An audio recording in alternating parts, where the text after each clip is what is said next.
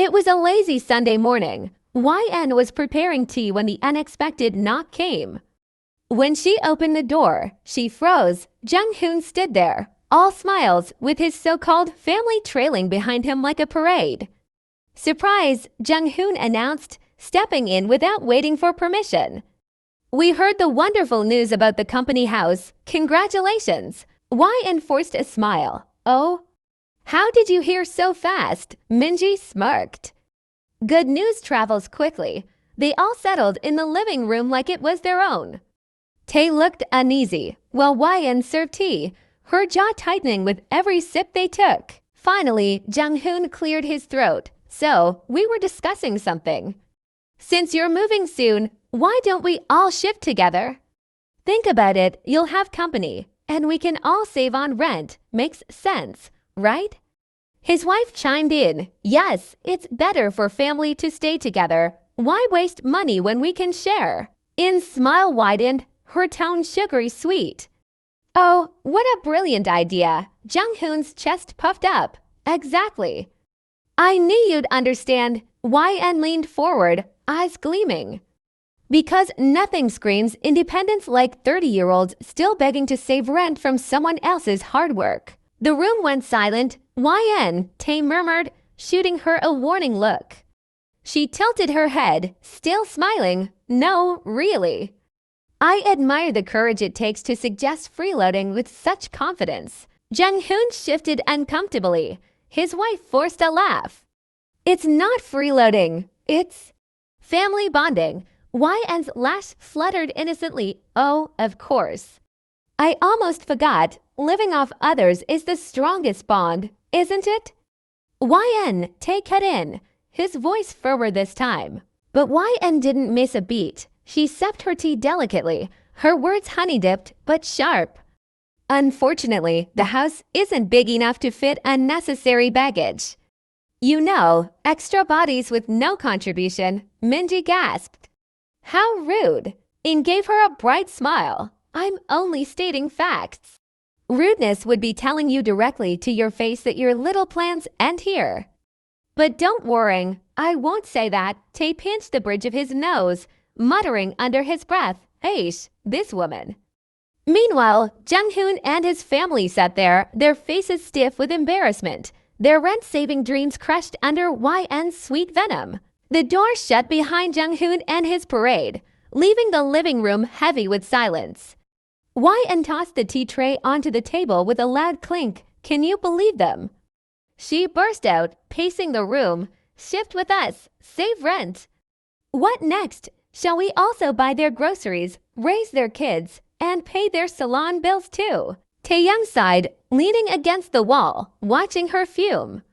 YN, no, don't YN me. She spun around, her eyes blazing. "Your brother has 2 kids, a wife who acts like a queen, and still thinks you're his ATM, and your sister Zoof, and you." Before she could finish, Tae crossed the room into strides and pulled her into his chest, cutting off her words with a sudden kiss. In froze, her anger short-circuited. What are you?" She mumbled against his lips, but he kissed her harder, silencing her again. He finally pulled back, his forehead resting against hers. He finally pulled back, his forehead resting against hers, his voice husky. "You talk too much when you're mad." Her breath hitched, heart racing. "I'm serious, Tae." "I know you are," he whispered, brushing his thumb over her lips before claiming them again. This time slower, deeper, lingering until her knees nearly gave out. In's hands, which had been stiff against his chest, slowly curled into his shirt. "You can't just kiss me whenever you want to shut me up," she muttered breathlessly. He smirked, trailing his lips down her jaw. "I can. And I will." Her complaints melted into soft sighs as his kisses grew more urgent, his hand sliding around her waist, pulling her impossibly closer. "Tae," she whispered, caught between frustration and the fire building inside her. "Shh," he murmured against her neck, his voice low and teasing. "For once, let me handle you instead of them." The rest of her anger vanished, replaced with the warmth of his touch, the weight of his love, and the kind of romance only they could create in the middle of chaos. The smell of coffee filled the kitchen as YN hummed softly, setting the table. Her hair was loosely tied, cheeks faintly flushed, and her mood brighter than the morning sun. Taehyung walked in, adjusting his tie, his eyes instantly softening at the sight of her. "You're glowing," he teased, brushing a kiss on her temple. In smirked, lowering her voice so only he could hear. Wonder why Tae's ears turned pink as he coughed, trying to play it cool. Just then, Minji and Jihu shuffled into the room. Both plopped down, glaring at the couple like they had swallowed lemons. "Wow, someone's in a very good mood," Minji muttered. YN beamed innocently, "Of course." "A good night's rest is wonders." She glanced at Tae, eyes mischievous. "Right, honey." Tae choked on his coffee while YN hid a grin behind her cup. "Wow, someone's in a very good mood," Minji muttered. YN beamed innocently, "Of course." "A good night's rest is wonders." She glanced at Tae, eyes mischievous. "Right, honey." Tae choked on his coffee while YN hid a grin behind her cup. Taehyung ran in, hugging his father's legs. "Apao. Are we going to see the new house today?" The room went silent. Tae glanced at YN, caught between guilt and happiness. Before he could answer, YN crouched down to their son, ruffling his hair. "Soon, baby, very soon. And you'll have your own room to fill with all the toys Hamione keeps saying you don't need." Minji's jaw dropped. Jihu gasped. Tae rubbed his temples, groaning under his breath, while YN just smiled sweetly, sipping her coffee like nothing happened. Later that afternoon, while Tae was at work and YN was busy with Taehyung, the living room turned into a council of complaints. Mrs. Kim dabbed her eyes with her handkerchief. "Egu, my son is slipping away. That girl has poisoned him. She makes him dream of leaving us, abandoning his old parents to die alone." Mr. Kim sighed dramatically. "After everything we sacrificed for him. The food, the clothes, the education. This is how children repay parents now." Minji crossed her arms. "It's YN. She's too smug. Did you see her smirk this morning? Acting like she's the queen of the house. If she moves into that company house, she never let Appa come back here." Jihu pouted, tossing her hair. "And the worst part? She actually got a promotion, more salary, a house, respect in the office. Ugh, she doesn't even deserve it." Mrs. Kim's lip trembled. "And she taunts us openly. That girl is ruining the peace of this family." Minji leaned forward, eyes sharp. "We can't let them move. If they go, Appa will forget us. He'll stop giving money. Then what about us? What about my plans? My skincare, my shopping," Jihu scoffed. "What about my university expenses? You think YN will allow him to pay once they move out? Never." They all fell into a gloomy silence until Mrs. Kim whispered, "Then we must make sure he feels guilty. We must remind him who his real family is." Mr. Kim nodded gravely. "Yes, we'll show him that leaving us will break our hearts. We'll cry if we have to. Better he feels like a sinner than let that girl control him." Minji smirked, her eyes glinting. "Exactly. We'll use his weakness. His love for us. Appa can't bear to see us sad. He'll give in." Jihu clapped her hands, relieved. "Perfect. We'll make him choose us over her." In the corner, the television played loudly, drowning their scheming voices. But what they didn't realize was that Taehyung, quietly munching cookies on the sofa, had heard every word. His little eyes widened as he whispered to himself, "Amma won't like this." YN was folding laundry in her room when Taehyung waddled in, cookie crumbs still on his cheeks. "Amma," he whispered, tugging at her sleeve. "Yes, baby," she asked, smiling as she tucked a shirt into the drawer. He looked around, then leaned close like he was about to share a top-secret mission. "Hamione, Harabioji, Emo Minji, Emo Jihu." They were talking. YN froze, her hands pausing mid-fold. Talking about what? Taehyung's big round eyes blinked up at her. They said, Appa should not go to the new house. That you're bad, that you're taking him away. They said they will cry and make Appa stay. In's jaw clenched, but she forced a calm smile so her son wouldn't feel scared. And you heard all this yourself, he nodded quickly, puffing his chest like a proud little spy. Yes, they don't know I was there, but I heard everything. Don't worry, Amma, I will tell Appa too. I'll say don't believe their fake crying. In's heart melted at his innocence, but anger simmered under her calm face. She kissed his forehead, holding him close. No, sweetheart. You don't need to tell Appa, that's Amma's job, but Amma. He frowned, they're being bad. I don't like it when they say you're bad. In's eyes softened, though her tone sharpened. I know, baby, and thank you for telling me. But you let Amma handle it, okay, Taehyung pouted. Can I still say they're liars? YN chuckled softly, stroking his hair. Not yet. But one day, maybe you won't even have to, because their lies won't matter anymore. She looked out the window, determination burning in her gaze.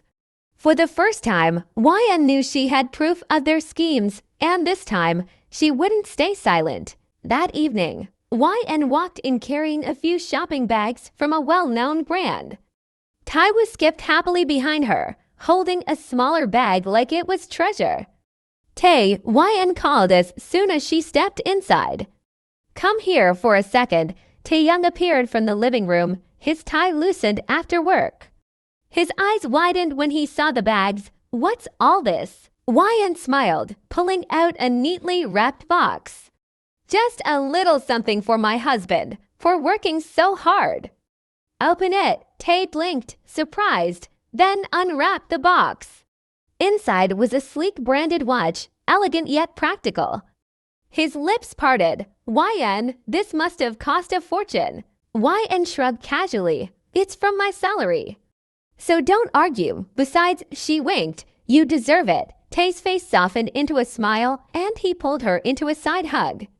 You always know how to make me feel special. But the warmth was instantly interrupted. Mrs. Kim's eyes narrowed at the shiny watch, Egu. She spends money like water, but when it comes to family needs, she's silent. Mr. Kim cleared his throat, leaning forward. Speaking of needs, summer is killing us. The air conditioner is old. We need a new one. Minji tossed her hair. And I need some essentials. Skincare, clothes, you know. Things girls my age can't live without. Jihu added quickly. And my friends are planning a kitty party. We can't show up empty-handed. Appa, you'll give us money, right? In slowly turned to them, her smile never dropping but her tone laced with sarcasm. Interesting? I buy something for my husband with my hard-earned salary, and suddenly everyone remembers what they need, Minji scoffed. We're just asking for help, not. YN cut her off sweetly. Help. Minji, you're 24. Jihu, you're 22. At that age, help means finding a job, not begging for shopping money. The sisters gasped, glaring. Mr. Kim frowned. How dare you talk like this in front of us? YN tilted her head, her voice honeyed but sharp. Oh, I thought we were being honest. Don't worry, unlike some people here, I pay for my own bills.